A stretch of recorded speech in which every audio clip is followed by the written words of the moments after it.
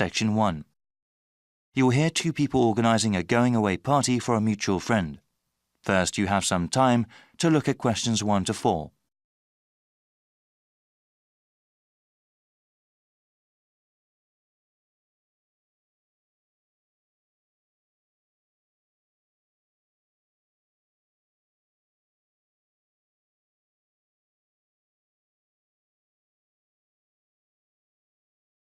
You'll see that there is an example which has been done for you. On this occasion only, the conversation relating to this will be played first. Hey Bruce, looks like we got some planning to do for Albert's going away party, right? There are certainly some things we have to talk about now. Yeah, that's better than doing everything at the last minute. Okay, so I can write some notes as we talk. Sure thing. So, when should we have the party? He goes to Thailand on the 26th of August. Okay, let's have it on the 24th then. Yes, let me see. That's a Friday. That'd be perfect. The date of the going-away party is the 24th, so 24th August has been written in the space. Now we shall begin. You should answer the questions as you listen, because you will not hear the recording a second time. Listen carefully and answer questions 1 to 4. Hey Bruce, looks like we got some planning to do for Albert's going away party, right? There are certainly some things we have to talk about now. Yeah, that's better than doing everything at the last minute. Okay, so I can write some notes as we talk. Sure thing. So, when should we have the party? He goes to Thailand on the 26th of August.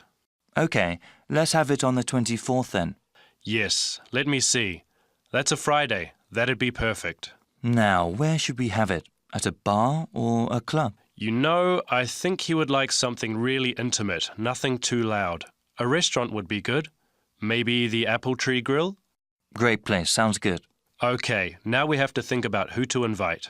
Well, his best friend from college. Sure. And his cousins? Right. Oh yes, his co-workers. Yeah, okay, his co-workers and his boss. Any other people? How about his yoga classmates? He does love yoga, but that might be too many people. I suppose so. I can email and text message the invitations. When should I send them? We should send them out soon, but not too early. How about the 16th of August then? Well, why not give it a few more days? The 13th? All right, I think that's a good time too. Before you hear the rest of the conversation, you have some time to look at questions 5 to 10.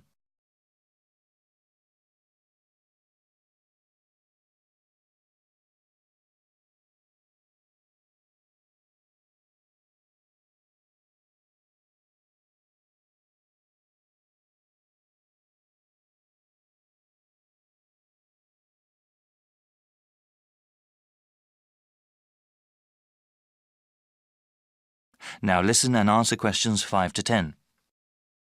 Okay now, we have to think of a gift. Should we all get one? No, I was thinking we could all give money for the party and the gift. You know, something really nice. Yeah, that'd be better than getting him little things individually. I can ask for the money. Thanks for doing that. How much should we ask for?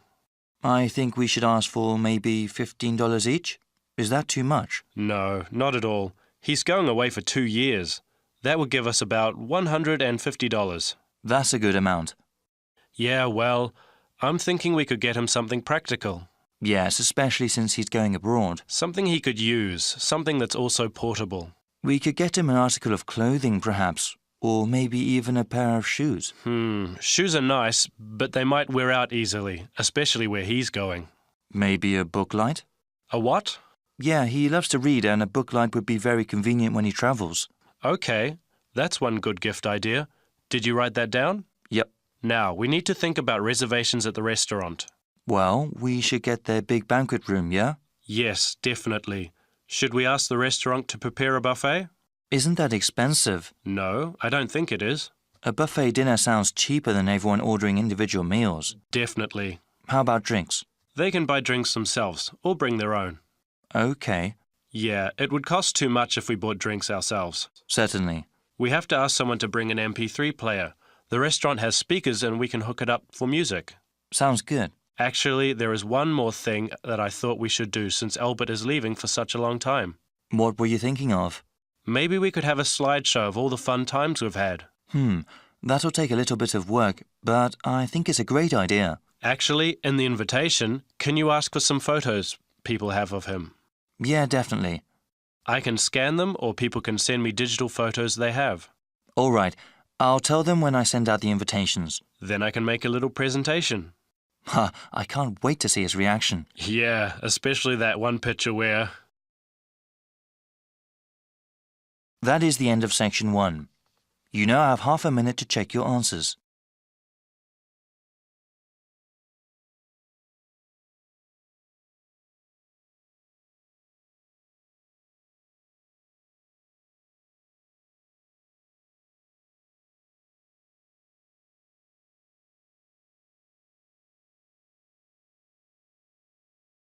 Now turn to Section 2. Section 2. You are going to hear a guide named Matt who is introducing their trip in Wildlife Haven. Now you have some time to look at questions 11 to 15.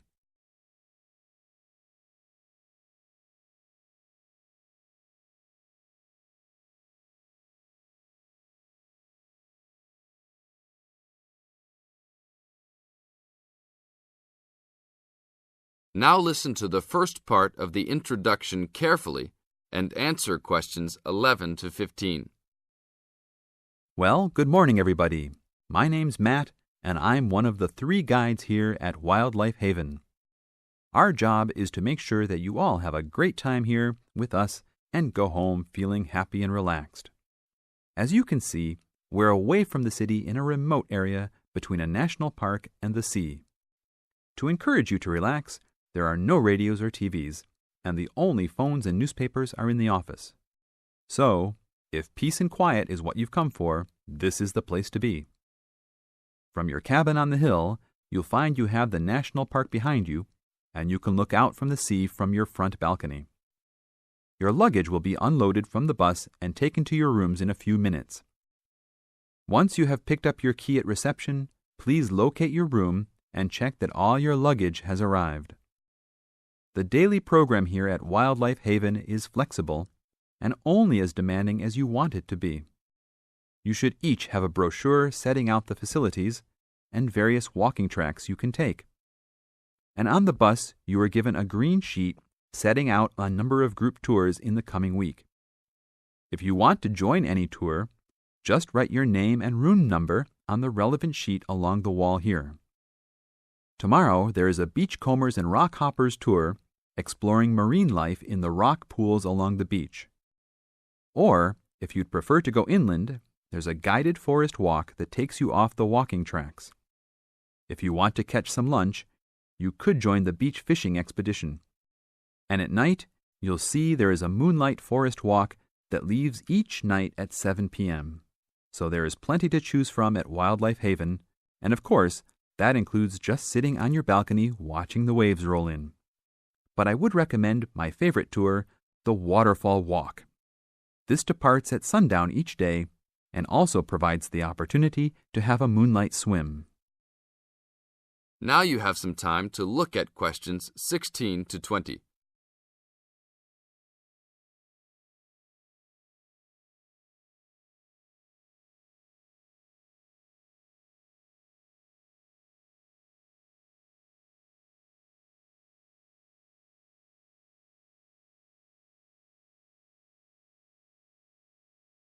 In the second part of the introduction, you are going to get some advice from Matt. Listen carefully and answer questions 16 to 20. You've chosen to visit us in January, which is one of our hotter months. And although you may be tempted to wear a minimum of clothing, you should always take precautions against injury, particularly in the national park. This includes sensible footwear. You'd be surprised how many of our guests ignore this advice and end up being sorry. And socks are a good idea too. And even though you might be under trees a lot of the time, it's a good idea to wear a hat in this hot climate. There's no need to be too concerned about walking in the national park, provided you use common sense. It's true that there are poisonous spiders in the park, but they are really more frightened of you than you are likely to be of them. I should also warn you against eating any wild berries. Some are edible, but you should avoid them all. We'll provide all the food you can eat. Well, that's about all for now. Dinner is from 6 to 8 p.m. in this building. This is the end of Section 2. You now have half a minute to check your answers.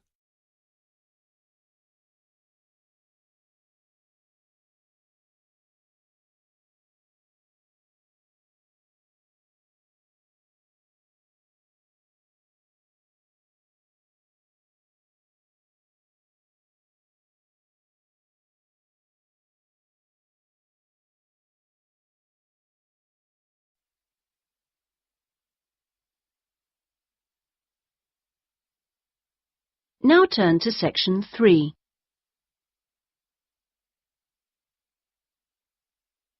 Section 3. You will hear two friends discussing a course they have just done. First, you have some time to look at questions 21 to 27.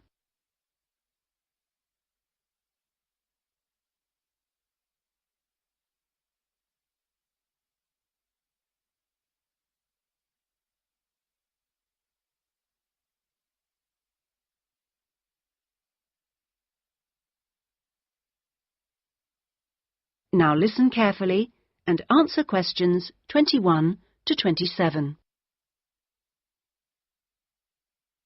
Oh, Ben, I just remembered I never filled in that form for Nick. Ah, Did you do it? the course feedback form. Yes. If you want, we can do it together. I've got mine here. Is that okay? Yeah. Okay, let's have a look then. What do we have to do? Let's fill in the top first. Let's see. Course code. It's communication in business. Okay. Communication in business. I do know that, but what's the code? CB16 something. CB162, isn't it? That's it. Okay. And dates. When did we start? I remember my birthday's on May 4th, and it was the day after. It must have been May 5th. Gosh, doesn't seem that long ago, does it? No. And we finish at the end of this week on Friday, so that's July 15th. 16th. Oh. Monday was the 12th. Yeah. Right, that was the easy bit. Now, let's have a look. Please give your comments on the following aspects of the course. Okay, what's the first one? Oh, course organisation. What do you think? Clear. It was, wasn't it? Yeah, I think the organisation was clear. Okay, anything else for course organisation?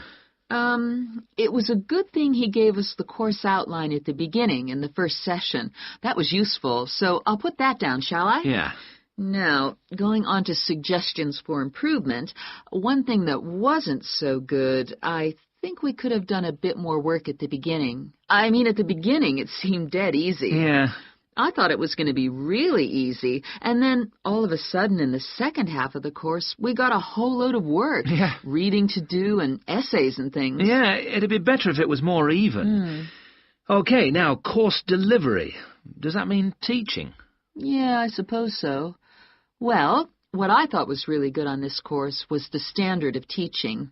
Actually, I mean, some of the teachers were better than others, Yeah. but the standard generally was fine. Much better than other courses I've been on. Yeah, I agree. Let's put that then. Okay. What about suggestions for improvement? I didn't think it was all that wonderful when we had great, long group discussion sessions that went on for hours and hours. Right. I don't mean we shouldn't have group discussions, just that they shouldn't go on too long. Before you hear the rest of the discussion, you have some time to look at questions 28 to 30.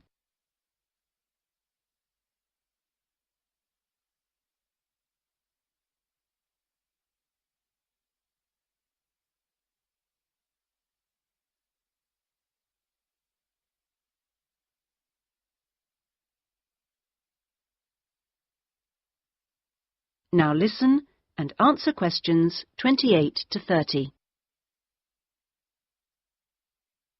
Now, on to materials and equipment. Oh, now, what was good about some sessions was the handouts. Yes, I thought all the handouts were good, actually, and some were great, with website addresses and everything. One problem, though, with materials was the key texts. Yes, there just weren't enough copies on reserve in the library.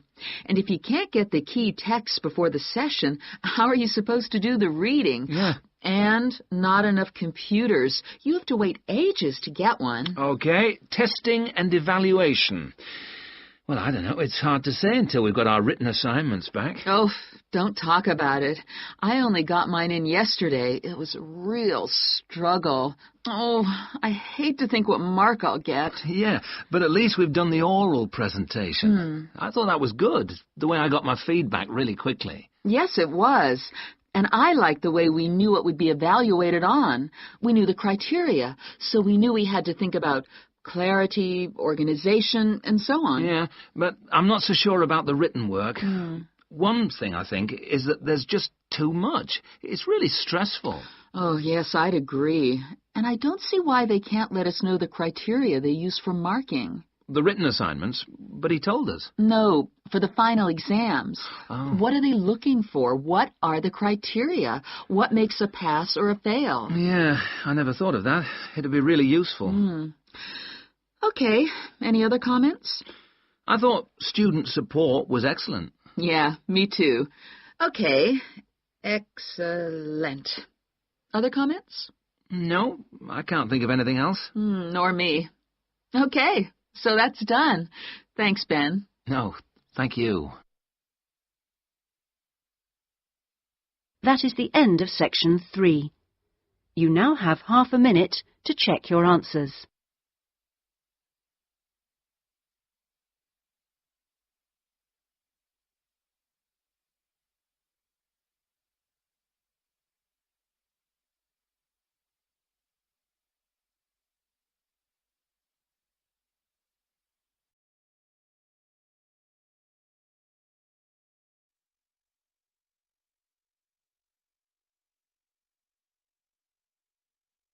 Now turn to section 4.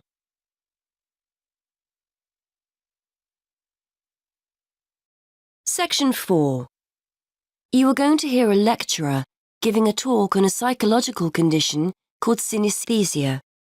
First, you have some time to look at questions 31 to 40.